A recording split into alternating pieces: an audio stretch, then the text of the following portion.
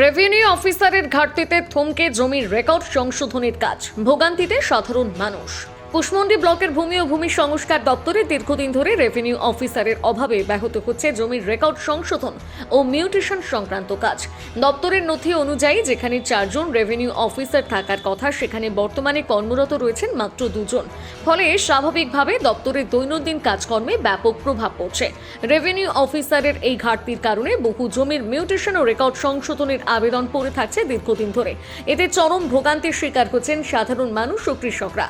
একাধিকবার দপ্তরে এসেও কাজ না হওয়ায় ক্ষোভ প্রকাশ করেছেন আবেদনকারীরা। এই প্রসঙ্গে কুশমন্ডি ব্লকের বিএলআরও তথা ভূমি দপ্তরের আধিকারিক অভিজিৎ পাল কর্মীর অভাবের বিষয়টি স্বীকার করে নেন। তিনি জানান, আমাদের এক প্রেজেন্ট রেভিনিউ অফিসার 2 জন আছে। আমাদের অফিসে যেরকম কাজের হার মোটামুটি 4 জন থাকা উচিত। আর 2 জন রেভিনিউ অফিসার আমাদের ট্রান্সফার হয়েছিল, কিন্তু তার পরিপ্রেক্ষিতে আমরা কোনো 2 জন রিপ্লেসমেন্ট পাইনি। তার ফলে আমাদের 2 জন রয়েছে। তার মধ্যে একজন রেভিনিউ অফিসার পরের বছরই রিটায়ারমেন্ট আছে।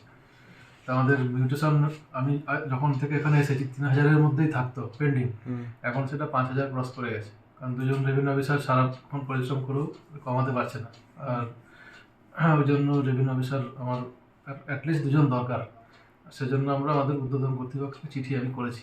এবার যখন পাবে তখন আমাকে এখানে আশা করছি দেবে 2 জন রেভিনিউ অফিসার।